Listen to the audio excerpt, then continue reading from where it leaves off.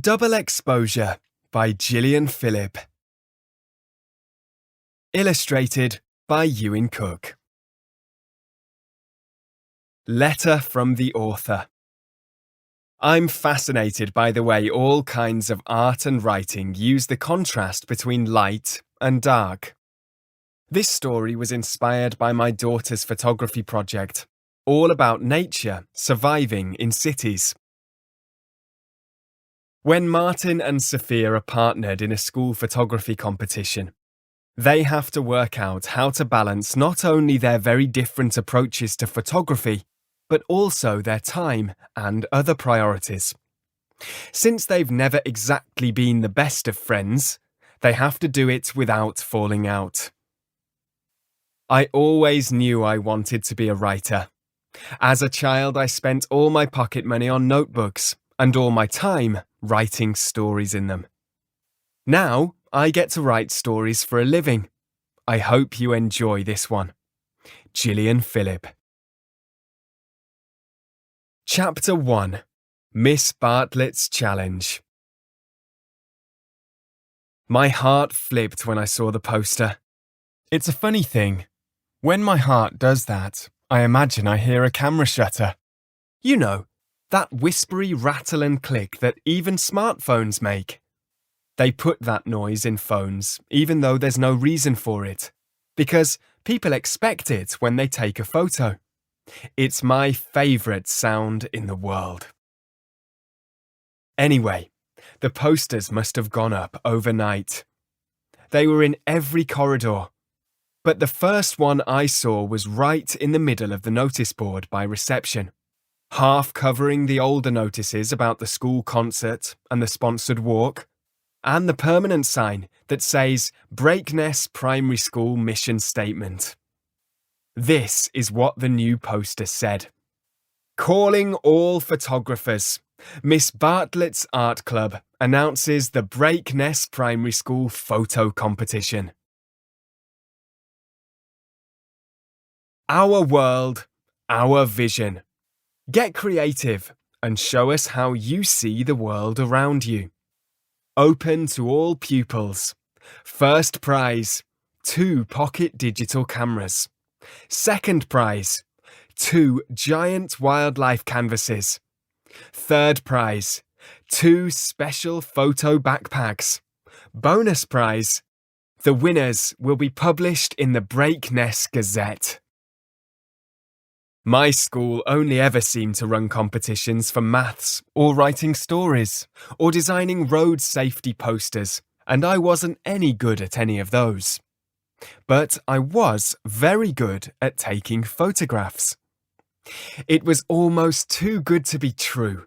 I wasn't quite sure what I'd do with 2 pocket digital cameras, but I'd work that out later, because finally there was something I could win. I hadn't even read to the bottom of the poster, but I already knew I had to win first prize. I could almost see my photo already, printed in the local paper. I was so excited, I actually had trouble breathing for a moment. Then, I read down to the end of the poster. Can you work as a team? Pick a partner and get creative. All entries must be from teams of 2. So, I was right. It was too good to be true. That explained why there were 2 of every prize. My head reeled at the unfairness of it. How could a team photograph anything? And even if that was possible, where was I supposed to find a teammate? The only people in art club I was friendly with were Ace and Daniel, and since they teamed up with each other for everything, neither of them was going to be an option. The rest of the club were girls who always wanted to pair up with their best buddies. Miss Bartlett, who ran the club, was friendly, but that doesn't count as a friend. You certainly don't go round asking teachers to be your competition buddy. Apart from a few pictures on their parents' phones, none of my other mates were at all interested in photography. I was on my own. I was still staring in horrified disbelief at the bit about being in a team of two when I heard someone yell my name. Marty! Hey, Marty! I groaned, but very quietly so she wouldn't hear me. I hated being called Marty, especially by Alicia and her mates. But also, because it was Alicia and her mates, I didn't dare to complain. I turned round, feeling my face redden. Hi, Alicia. Hi, Mariam. Hi, Daisy. You seen it? The competition thing. Alicia wasn't smiling, but there was the usual hint of mockery in her eyes. She seemed to spend her life making fun of other people, and she found me an easy target. Maybe because she knew how much I hated it. That'll be right up your street, she went on when I didn't reply. You're such a camera nerd. I muttered something even I couldn't quite make out. Then I managed to say, Uh-huh. Go for it, Marty. Daisy flicked her hair, grinning. Fame at last. Mariam was a bit more sullen. She always was. Never see the point of cameras, she sniffed. My dad says you can do anything on a phone. Don't let Sophia hear you say that, said Alicia, twisting one of her dark curls. You know what she's like about that fancy camera that used to be her mum's. Then her eyes lit up with mischief. Not the nice kind either. Hey, Marty, maybe you could pair up with Sophia. As if, snorted Daisy. Can you imagine? They were all giggling now, and I felt as if my jumper didn't fit me anymore. It might have been throttling me. I could feel my face going redder by the second. I mumbled something else and edged away, then started walking fast down the corridor. Not fast enough. Alicia and her pals weren't following me, but another familiar voice rang in my ears. Martin! Martin! I couldn't pretend I hadn't heard, so I turned. Miss Bartlett hurried towards me. I hope you're coming to the club after school tomorrow. I nodded, staring at my shoes. Yes, Miss Bartlett. And you're going to enter the competition, right? Did you see my poster? Her voice brimmed with excitement. I said. I'm not sure I can get a partner. Oh! She gave a brilliant smile. No, this is perfect. Guess what? What? I had a horrible feeling then. I almost knew what she was going to say, and yet I couldn't believe it until she did. Sophia Sanders hasn't got a partner either. You two can team up. My heart plummeted. I'm not sure how you can do it as a team anyway, and I'm going to explain about the teams at art club tomorrow. Oh, this is great, Martin. She wasn't even listening to me, and she certainly wasn't looking at my face. If she'd seen my expression, she'd have known what a ridiculous idea this was. I'll go and tell Sophia. There's the bell. You'd better get to class. See you later.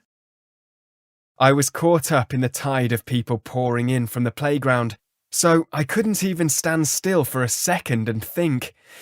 Instead, I let the others jostle me into the classroom, while I wondered desperately how I could get out of this. I should have seen it coming.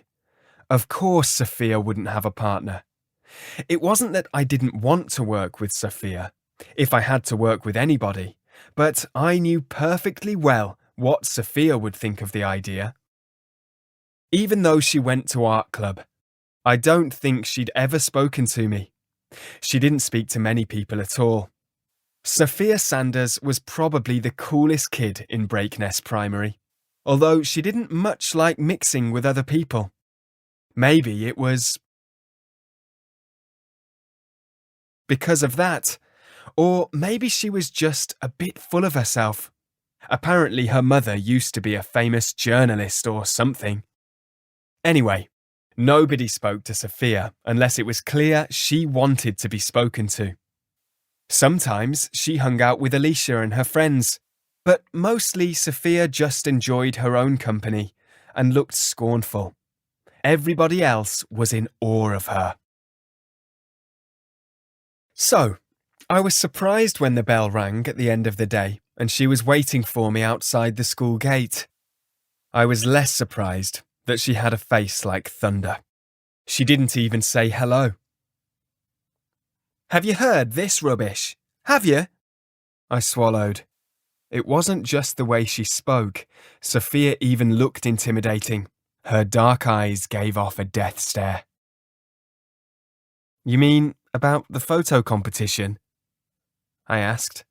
Sophia nodded sharply. "Miss Bartlett says we have to work together." I'd known she was going to be annoyed, but I was still a bit hurt. "It's not that bad, is it? Being in a team with me?" She sighed and rolled her eyes. "Look, Martin, it's nothing personal. I just don't see how teams work. It's a ridiculous idea." "I know," I admitted. "Miss Bartlett says she's going to explain it at art club, so I guess we'll hear then, but it sounds like we have to do it. We can't enter otherwise." "Yeah," Sophia scowled, "and I am going to enter." "You mean we are?" I pointed out, "since we don't have a choice." "Yes, Martin, yes, whatever." She gave a dramatic sigh. "Everybody else has got a partner already.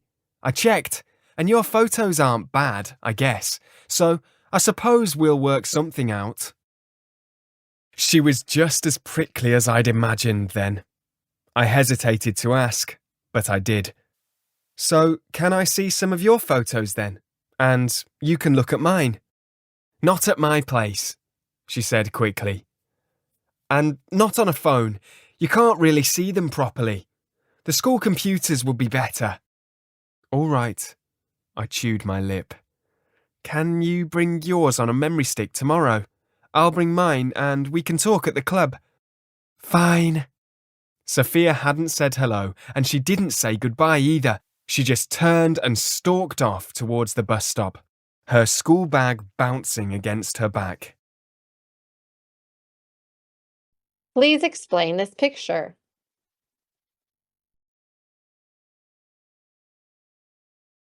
Sophia was waiting for Martin outside the school gate. She hadn't found a partner for the photo competition yet, and Martin was also still searching.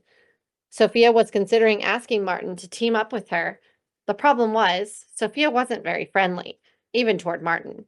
She hadn't even said hello to him. Still, she had 3 reasons for wanting him as her partner. 1, she really wanted to enter the competition. 2, everyone else had already paired up and she hadn't found anyone yet. 3, Martin was good at photography and could be a strong teammate. They decided to meet again to see each other's photos. Chapter 2: Owls and Alleyways. "Now," said Miss Bartlett, "I know you've all been asking about the team part of the competition." Everyone in the art room looked at each other. Nobody had a clue how teams were supposed to work, but nobody wanted to say it.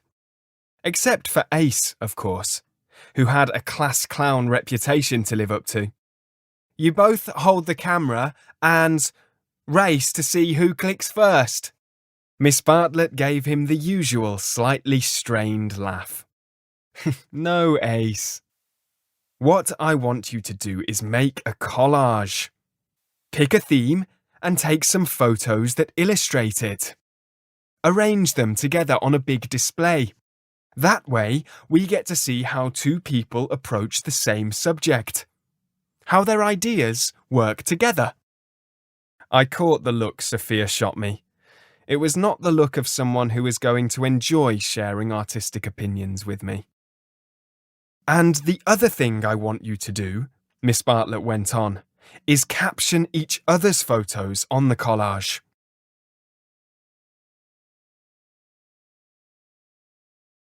This time, the glance Sophia gave me was one of pure horror. Miss Bartlett clapped her hands briskly together. I think this will make it much more interesting than just submitting single photos. I'm really looking forward to seeing everyone's work. Ace and Daniel already had their heads together, murmuring and giggling. I just knew they were going to come up with wildly silly captions that would make everyone laugh. I wished I was teamed up with one of them. Sophia got up and walked over to me. Again, there was no introductory hello. I suppose we'd better start coming up with ideas then. I suppose. Did you bring your memory stick? I asked her. Yeah, how unfair is this? She walked at my side to one of the class computers. I'm sure your photos are great, but I don't think yours are going to work with mine. You never know, I mumbled, a bit offended. We'd better give it a shot anyway. I typed the wrong password twice before I managed to log on. I suppose I must have been nervous, even though I told myself I wasn't. I knew my photos were good, and there was no reason Sophia shouldn't like them, so I had no excuse for shaky fingers. Maybe it was just that she was leaning on the chair back behind me, glaring over my shoulder at the screen. That was enough to put anybody on edge. I found I was holding my breath as the pictures loaded, and I scrolled through them. Sophia was silent for a very long time. I hoped it was because she was speechless with admiration. Anybody can photograph ducks if you carry some bread scraps around, but it had taken me ages to get the sparrowhawk right, even though it hunted around our garden. And as for the owl, Mum had taken me down to the public hide in the park at dusk, and we'd sat there with a flask and sandwiches for what felt like hours. It had been worth it, though. I'd got a really good shot of the owl in flight with Mum's posh and complicated camera, just as the last light was fading on the boating lake. I'd saved that picture for last, so I sat back and let Sophia look at it for a while. "Humph," she said at last. "Well, it's pretty, I suppose." I turned my head and gaped at her. I couldn't help it. Pretty? I mean, it is. I like it. It's nice to look at. So, what's wrong with it? Well, it's just an owl. Flying. I never thought I'd dare to snap at Sophia Sanders. It took me ages to get that. It was really hard. Yeah, I'm sure. She tilted her head to one side and frowned. I was speechless. But it doesn't say much, she went on, except, here's an owl. All right, I snapped, then lowered my voice as Miss Bartlett gave us a concerned look.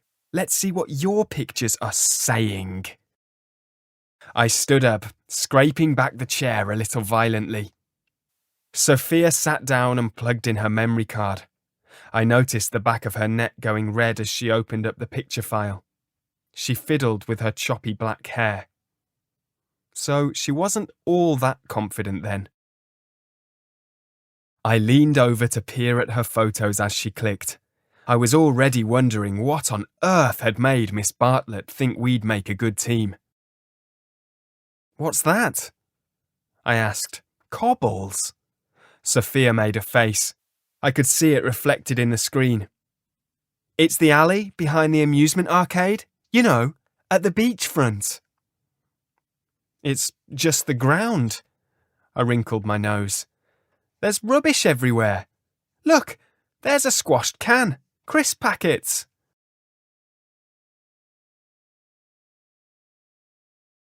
That's the point? Sophia gave a loud, irritated sigh. It's all about gritty reality, see? Mean streets, my mum says. And my mum's a real photographer, a professional. She licked her lips and muttered, was anyway. I peered closer. There was nothing else in the black and white picture, just those dirty cobbles. Maybe they made an interesting pattern, but not that interesting. It's a bit depressing, I said. Oh, is that what you're going to put as the caption? She swung her head round, bristling. It's a bit depressing. Well, what are you going to put on mine? I snapped. Here's an owl. My mum's a photographer too, you know. It was true. I didn't want to add Mum was only an amateur bird watcher. After all, she'd had her bird photos printed in actual magazines. That was kind of like being a professional. Look, I think your photos are nice. Sophia leaned back and folded her arms. I mean, they're good, but I like to do real life. Stuff that means something. Ugly stuff too. What's wrong with a picture people want to look at? I clicked onto another of her photos. Who wants to look at an earwig? Earwigs are interesting, unlike ducks. Ducks are just fat birds that have it easy. My mum was a war photographer. And you don't have to like looking at her pictures, but they're really, really important. We glared at each other for a long moment. I was actually quite impressed that Sophia's mum had been a war photographer, but that didn't make a snap of old cobbles important and interesting. Somebody had to break the silence. We'd better have a go at finding something to photograph. Fine, Sophia shrugged. Tomorrow's Saturday. Why don't we meet up at the beach? There'll be birds there. She was probably planning to photograph the overflowing bins outside the ice cream shop, I thought, but it was a start. Maybe I could get her interested in some seashells or something. Please explain this picture.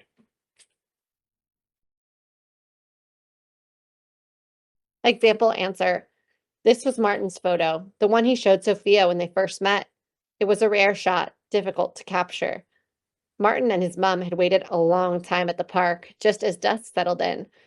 Eventually, they managed to take the photo. Martin was proud of it. He hoped it would really impress Sophia. Sophia said the photo was pretty. It was just an owl. But the photo didn't say much beyond that. Martin felt disappointed. Please explain this picture. Example answer. This was Sophia's photo. Cobbled stones lining the alley behind the amusement arcade. Scattered rubbish lay around. A squashed can and empty crisp packets. Martin didn't like the photo much. He thought it wasn't fun to look at. But Sophia wanted to reflect real life in her photography, even if it wasn't pretty. Martin, on the other hand, believed a photo should show people what they liked to see. Okay, we could meet up at the car park. I'll get my dad to give me a lift down. Make it the bus shelter. That's not far from my house. I'm in Broxton Street. It's quicker for me to walk there. Okay. I didn't realise she'd have to walk, or be allowed to. Her mother must be easygoing. After lunch?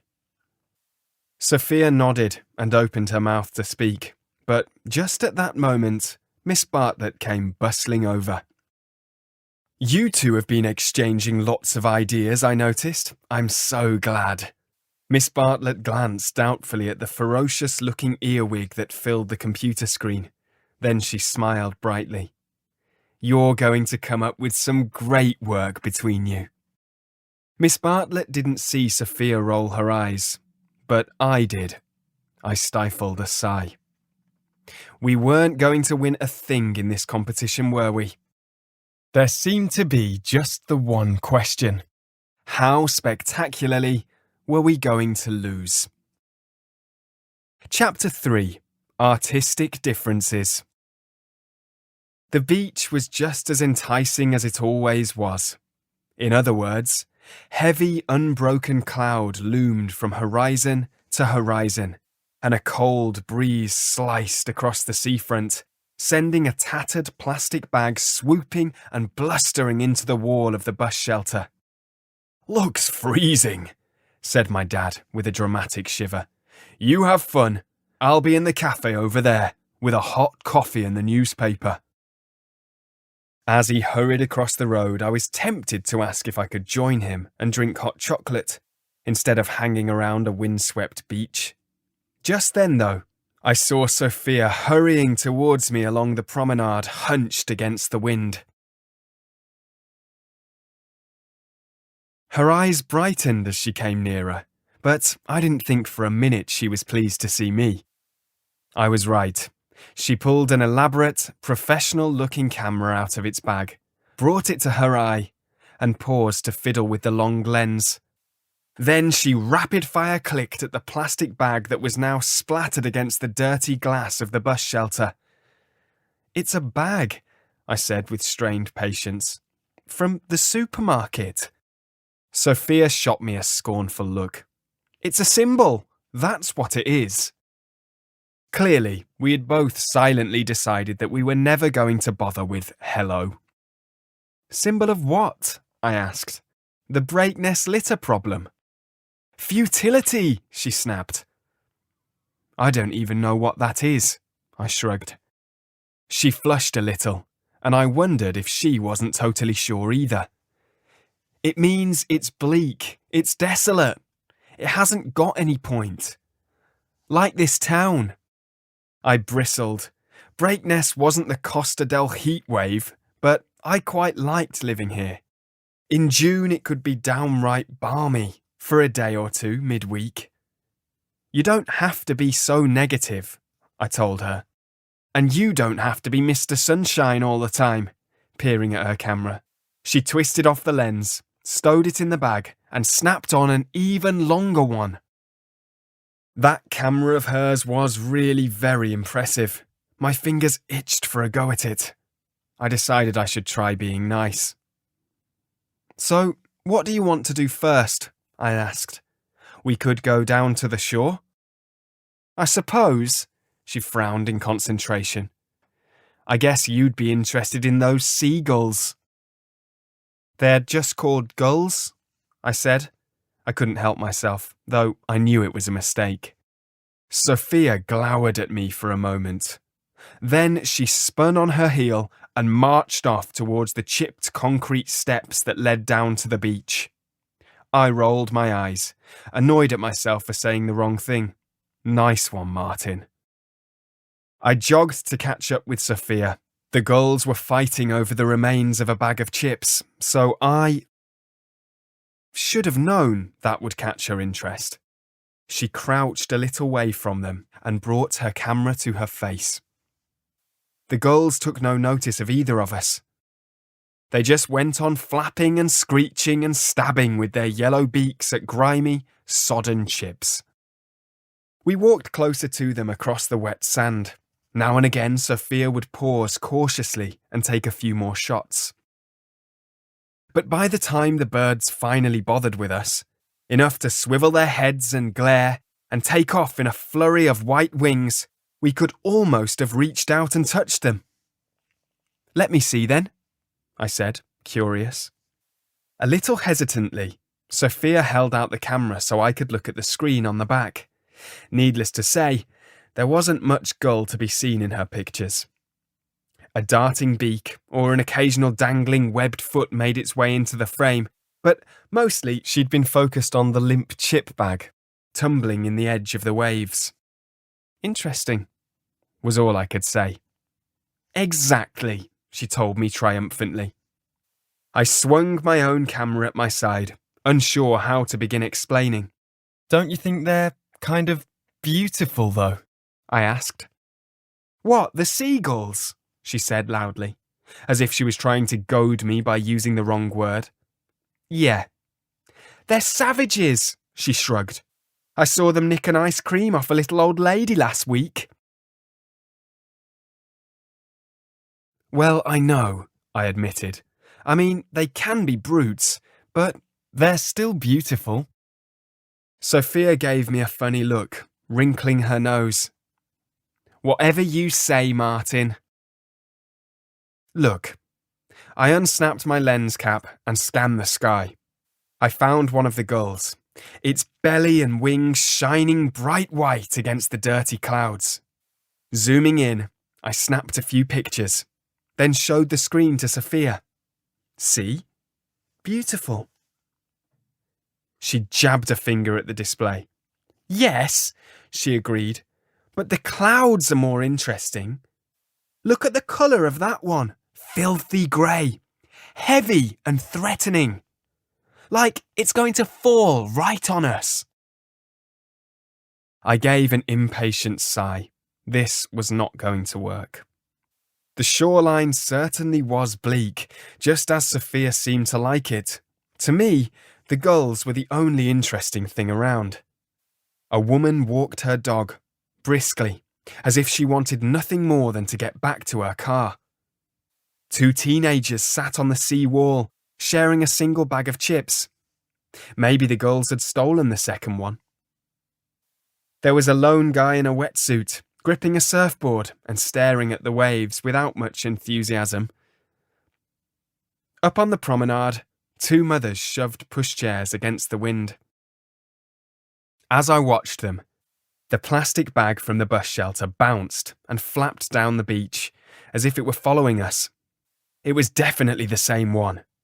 For a moment it ballooned and floated like a jellyfish, and I saw Sophia snatch up her camera again and focus on it. "Why don't you photograph something that looks good?" I exclaimed crossly. "How are we going to win this if you only take rubbish?" "It's not rubbish," she turned on me, her eyes flashing. "And even if it is, the pictures aren't." "What's the point?" I wasn't backing down. Who wants to look at a plastic bag? "You know what your trouble is?"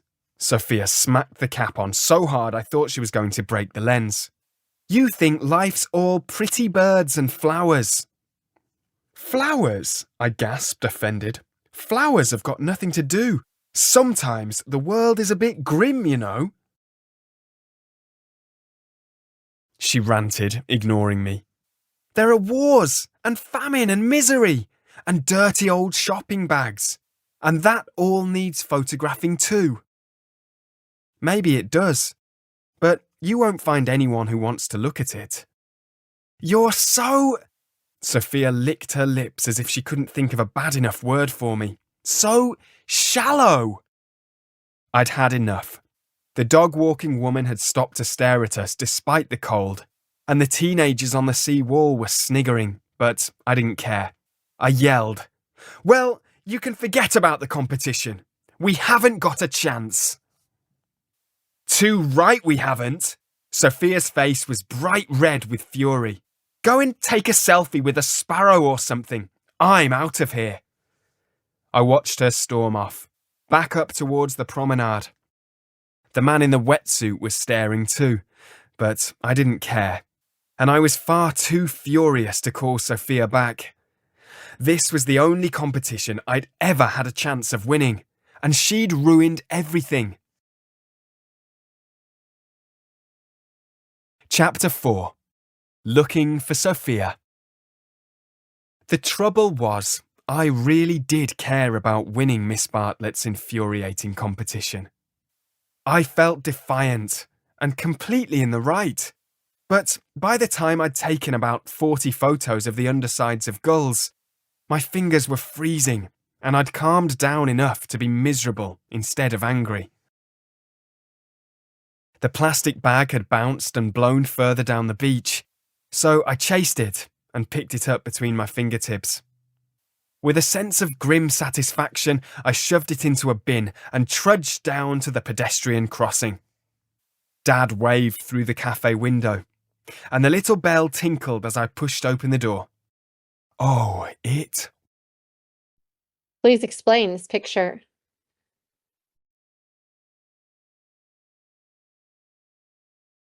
Example answer. They didn't give up working together on the competition, even though the two photographers had vastly different attitudes toward photography. Martin suggested they meet to find something to photograph together. Sophia agreed, and they decided to meet at the beach, hoping they might discover something to agree on. However, they only found more differences. Sophia photographed plastic bags from the supermarket at the beach while Martin focused on birds at the shore. Afterwards, they left without saying goodbye, just as they hadn't said hello when they arrived. Was lovely and warm in there. It didn't make me feel much better, though. How did it go? He asked, pushing back his chair. I take it you need a hot chocolate. Yeah, I nodded. Please. It's a deal if you show me your photos after. I can't wait to see what you've come up with. While Dad waited at the counter, I flicked through the pictures I'd taken. They didn't cheer me up as much as I'd thought they would. They were all a bit too similar, to be honest. They were good, even if I said so myself. But one girl did look a lot like the next girl. Except for that one. I cupped a hand round the display to shade it and peered into the screen, frowning. It wasn't a girl after all. It was the plastic bag. Just like the birds, it glowed white against the dark and gloomy clouds. The gulls soared around it as if it were one of the flock. It almost looked cheerful, flapping there in the sky. I was starting to get an idea. This is a good idea, Martin, said Dad, stopping the car at the end of Broxton Street. I know you'll want to make up with Sophia, and I thought those photos were great. Dad always thought my photos were great, so that didn't mean much. I made a face.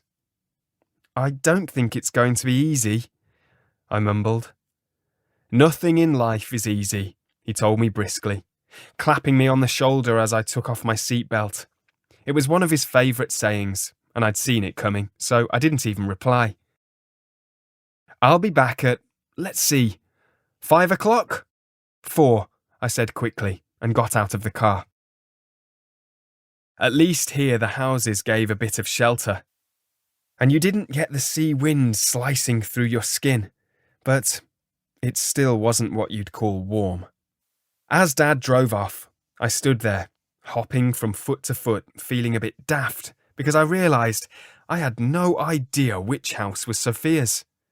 Broxton Street wasn't enormous, but nor was it so short that I could just go knocking on doors till I found her. Please explain this picture. Example answer. Martin reviewed the photos he had taken at the beach.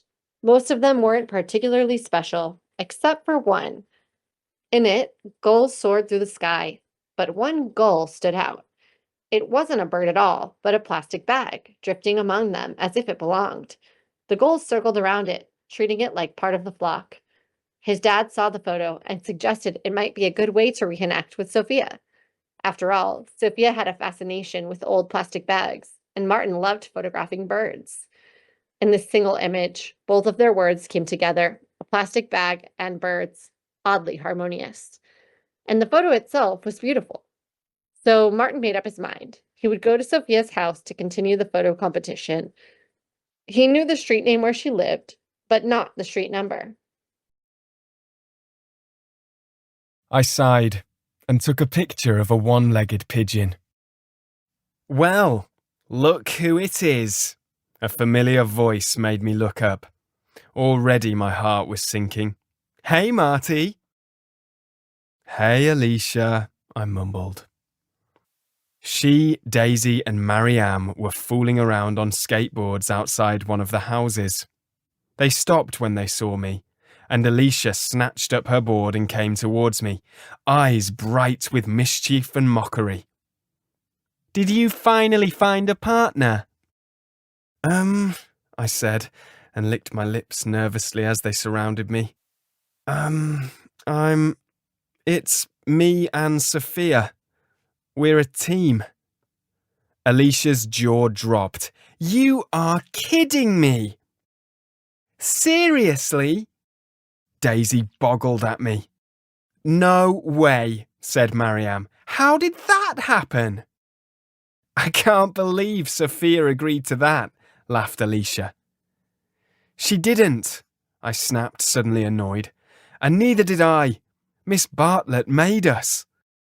Oh, Alicia's eyes widened. That explains it then. Poor old Sophia. Poor old me, I retorted. I wasn't sure where I was getting the nerve, but suddenly I was really tired of Alicia's teasing. I was fed up with her making fun of my photography.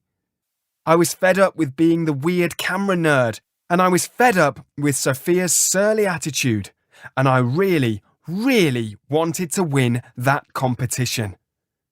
I glared right into Alicia's eyes. Sophia's really bad-tempered about it, and she's not helping. And it's not like it's my fault.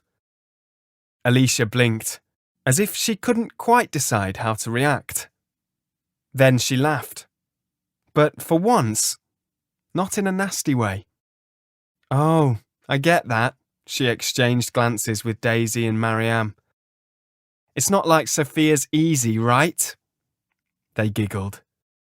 She's so difficult, said Daisy, rolling her eyes.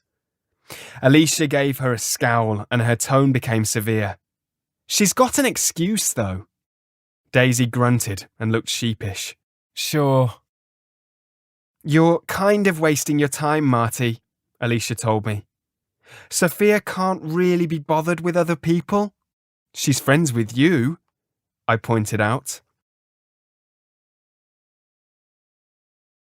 Well, kind of, Alicia wrinkled her nose. We live on the same street, and I've known her since nursery. Look, she's cool, but she really just puts up with us. She's super spiky, said Daisy, tossing her hair. She's not going to go out of her way to be friends with you. Alicia sighed.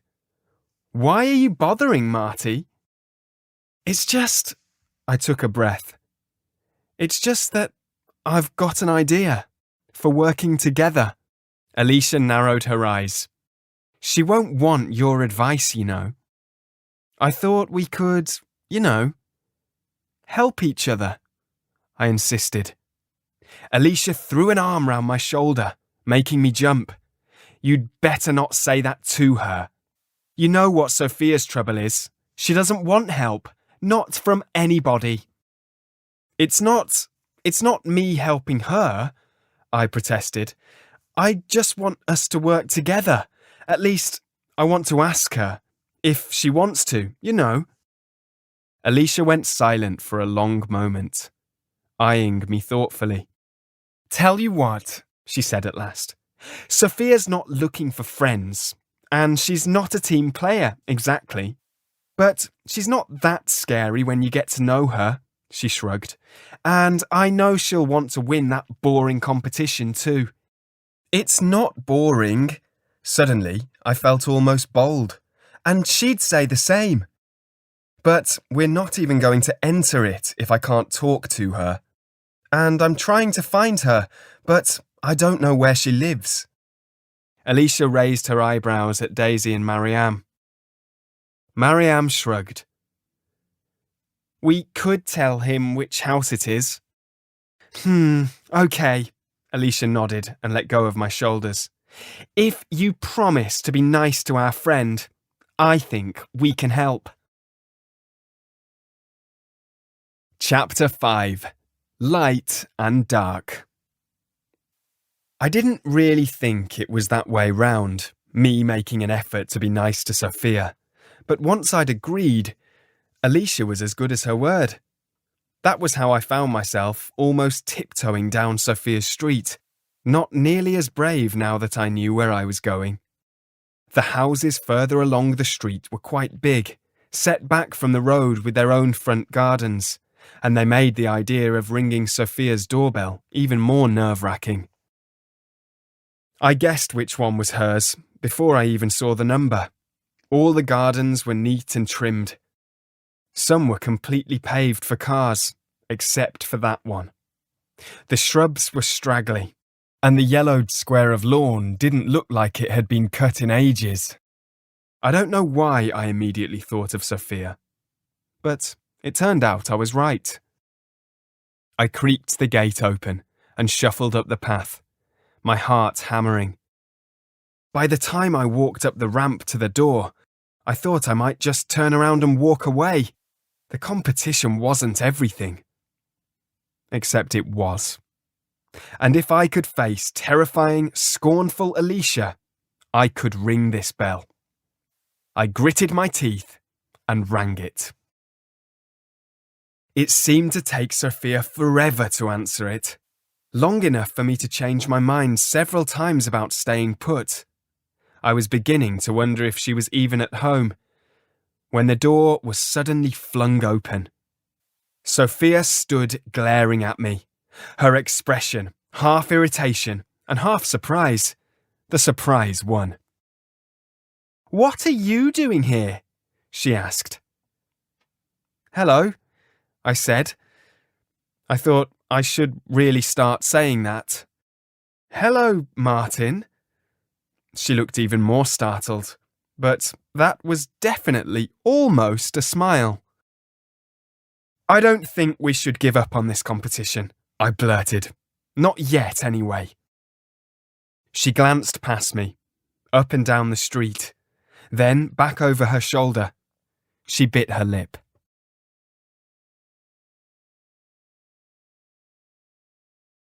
"Maybe," she said warily. "This isn't a good time, though." "It's got to be," I said firmly. "We haven't got much time." Sophia stared at me for a moment, then heaved a resigned sigh. "All right, come in then, but you'll have to be quiet." She stood back, beckoning me inside. The hallway was dim as I crept in, and it took a moment for my eyes to adjust. When they did, I saw that there were framed photos everywhere, rows of them, from halfway up the walls nearly to the ceiling. "Come through to the kitchen," she hissed. But I couldn't. I was too busy looking at the pictures. The places all looked exotic and far away. Blue skies and sandy pitted roads, crumbling buildings, glaring light. Some were all bright blotches of colour, others coated in a muddy yellow-brown dust. It was the people who stood out, though. Some of them stared at the camera in bleak resignation. Others looked fiercely down the camera lens. There were pictures of soldiers and children and exhausted, barefooted men and women. "Wow," I breathed. "These are really powerful." "Come on," Sophia whispered more loudly. She beckoned me towards a door at the end of the hall. "Sophia, who's that?" A new voice called out. Sophia squeezed her eyes shut. "See, I told you to be quiet," she hissed angrily. "It's okay, Mum," she called. "Just a friend." "Well, why can't I meet him?" called the voice again, cheerfully. For a moment, Sophia hesitated. Then she shrugged. "Fine," she muttered. "This way, but don't tire her out." She opened another door and almost shoved me into a big living room. The light was brighter in here. A woman watched me with very keen eyes from an armchair. She had an angular, serious sort of face, streaky hair drawn back in a rough ponytail, and, even though she was sitting down, she gave the impression of being very tall. There was something stiff and unnatural about the way she sat, angled sideways into the corner of the chair. If her eyes hadn't been twinkling, she'd have been almost as intimidating as Sophia.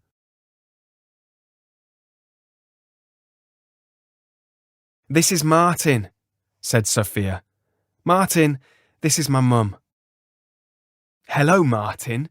Excuse me if I don't get up," she smiled. "That's okay," I mumbled, embarrassed. I suddenly noticed the wheelchair parked behind her seat, and I remembered the ramp at the door and blushed a little. "Your photos are amazing, Mrs. Sanders," I blurted. There were more of them in this room. Not as many as in the hall, but still plenty. some of them in stand-up frames on tables. Thank you, unhooking one of those handy grabbers from the arm of her chair. She used it to pick up one of her photos. She almost dropped it, but shut the jaws of the grabber in the nick of time. She stretched the photo out to me awkwardly, and I took it, feeling a little hesitant. I wondered what she was about to show me. But for once, the photo showed a group of people grinning, looking happy, their arms around one another, and Sophia's mum was one of them. That's me and my friends. Are you the photographer I've heard about, Martin? I nodded, feeling myself go red again. Not a proper one. It's just a hobby. That makes you a proper one, Mrs. Sanders smiled again. She had a very friendly smile. Most of these are probably a bit depressing for Martin, said Sophia with an edge of scorn. He doesn't like, gritty stuff.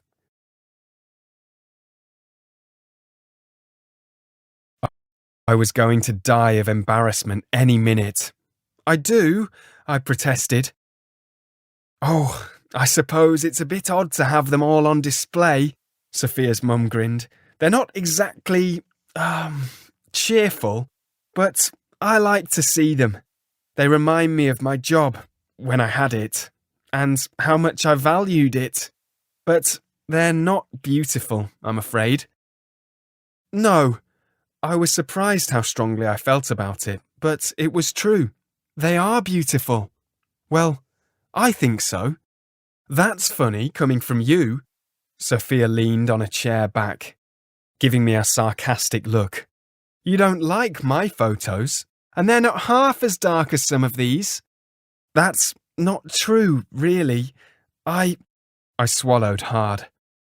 Look, that's what I wanted to talk to you about. Sophia's mum wasn't smiling at me anymore. She was looking at me very keenly. Well, you two obviously do need to talk, she said. Why don't you go up to my old study, Sophia? You can take my laptop if you like, so you can look at your photos. Are you sure? Sophia bit her lip. Not about the laptop. I mean, will you be okay? You're not hungry or anything. Her mum gave a wry laugh. Darling, I'm okay for hours while you're at school. Off you go and give me some peace. Okay, Mum, if you're sure. Sophia grabbed my arm and almost bundled me out of the living room.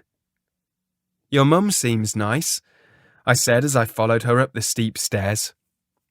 Of course she is, said Sophia without turning round. She's not always in that good a mood, but she's nice. What's, wrong with her? She's got MS. Sophia told me curtly as she darted into a room and emerged clutching a laptop. That's all. Now, come in here and we'll look at the pictures. She flung open a door, revealing a small room that was thickly lined with books and file boxes. There was a small desk at the window, thinly covered in dust. Is that why you're off school a lot? Have you got to look after her? I didn't know quite where I was finding the nerve, but I was burning with curiosity. Is it just you? Yes, and sort of. Sophia set the laptop down on the desk and plugged in her memory stick. Now be quiet and tell me what you're thinking. I can't do both of those at the same time, I thought resentfully, but I managed not to say it. It's just, I had an idea for how we can make this project work. I'm not making pretty collages of birds and flowers, if that's what you think. Defiantly, she clicked on the shot of the plastic bag smeared across the bus shelter glass. Why did you lie to my mum? You don't like those kinds of pictures.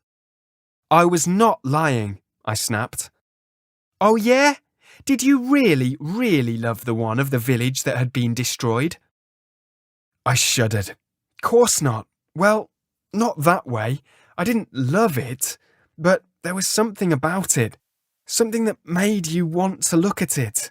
Like you couldn't take your eyes off it. Oh, you make no sense, she said, exasperated. I know, but I'm trying. Look. I leaned across her shoulder to show her the display screen on my camera. I think you're right. My pictures don't say anything. They're just kind of pretty and bland. I know what you mean now. Okay. She sounded a bit mollified. A seagull's just a seagull, right? Right. I swallowed my pride. But a plastic bag is, well, just a plastic bag. She twisted her head to glare at me. But it's real life. Don't you get that? Real life isn't pretty for a lot of people. It's sad and hard and miserable. Don't get mad at me. I took a breath, reminding myself that I wanted to make this team work. I counted to 5. Look, I took this by accident. I clicked through to the photo of the flying bag against the clouds. That's beautiful, she said, and then chewed hard on her lip as if she instantly regretted saying it.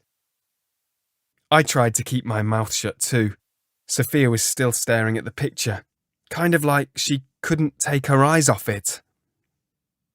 At last, she shoved her chair back from the desk. But that's just you making it pretty again. That's not the point. It's not meant to be pretty. I don't want to take photos like yours. I made you look, though. I made you look at it. Desperately, I tried to think how I could explain it. I could hardly explain it to myself. I don't want you to take pictures like mine, that's the thing. I think your ideas are great, much more interesting than mine. She tilted her head at me, looking suspicious. So, I'll pick the ideas then. Yes. You're not trying to tell me how to do this? No. Okay, she narrowed her eyes. Because I do not like being told how to do stuff. Yeah, I think I've got that. But, can we mix it up with my kind of photos? Make people want to look. 'Cause, if you make them look, they'll see it better. They'll get what you're saying. Sophia opened her mouth as if she was going to argue, then shut it again. She leaned in to peer at my camera, then plugged it into the laptop and brought up a bigger version of the plastic bag gull. It really does look like it's flying, she mused. She flicked the screen with a fingernail. The way that dirty old bag's lit up like the birds. It's like it's one of them. Or, not really, I fidgeted with the collar of my jumper. But like it's a plastic bag. Trying to be a seagull, she finished. She was grinning. It's doing its best, I added. Suddenly it seemed quite funny, but sad at the same time. It's never going to be a seagull, but it's going to have a go. Sophia was actually laughing now. I get it. It's still just an old plastic bag, but it can be beautiful. It can be something else. It's a horrible bit of litter, but you can look at it another way. See it like it sees itself, I grinned. Suddenly I remembered shoving it in the bin, and I felt a tiny twinge of guilt, as if I'd crushed its dreams. You don't think we're, making too much fun of it? Sophia turned and gazed at me solemnly. I don't think we need to worry about hurting its feelings, she told me. It's a plastic bag. I giggled. I couldn't help it. Remember a couple of weeks ago when Miss Bartlett was explaining about black and white photography? When she was banging on and on about it, you mean? Reminded me of my mum. Yeah, go on. It was all about the contrast, she said, between the light and the dark. when that's all you've got to kind of play with. Showing up the brightness by making the dark bits really dark. And the other way round. The way the plastic bag's dirty and an eyesore, but it can look beautiful in the right situation. One of these days, I was going to stop blushing and fumbling my words. Sort of like that, you know. Sophia wasn't laughing at me. She'd gone serious again. Did you notice that photo on the mantelpiece in the living room? The one with the woman cooking? I remembered it, even though I'd been in awe of Sophia's mum. She's standing in the rubble and she's got a little gas stove and she's frying something. That's the one. Her house has been badly damaged, but she's getting on with making some food. It's awful. She's lost her home, but I can see beauty in that picture. She's got fiery eyes, like she's going to cook this dinner and she doesn't care who tries to stop her. Did you notice how her husband's standing there holding a spatula, looking at her like she's the only person on the planet? And it's not because she's beautiful, because she's covered in dust, but she is kind of beautiful, I said. You see, that's why I loved that picture. I can never stop looking at it. She gave me a rather dark look. Oh, ha ha. I see what you did there. I didn't do it. You did. I grinned. My mum's brilliant, isn't she? Said Sophia. Well, your photos are pretty good too, I said rashly. I nodded at the laptop screen. I'd never have thought of taking a picture of a plastic bag. That one was an accident. Yeah, you're not so bad yourself. Sophia tapped the screen again. I do think some of your photos are lovely, actually. So, I bit my lip. You think we can do this then? The competition? Course we can. Sophia stood up, kicking back the chair. In fact, we're going to win it. Please explain this picture. Example answer. Martin visited Sophia unexpectedly to continue working on the photo competition. Sophia was surprised by his sudden arrival, but she said hello. Inside the house, he met her mother, who was a professional photographer. Martin noticed many of her photographs hanging on the walls. He showed Sophia his photo of a plastic bag with other goals. She found it interesting. Sophia had wanted to use an abandoned plastic bag to symbolize the ugliness of real life and present that message to people. Martin, however, believed that such an image of litter might not capture people's interest. Still, he was determined to make it more engaging, even beautiful, just like his plastic bag goal photo had done. Martin proposed a plan for their collaboration. Sophia would independently choose the theme for the collage, while he would help enhance it to make it more engaging. This approach, they hoped, would result in a final piece that was both striking and visually appealing, something that would catch people's attention.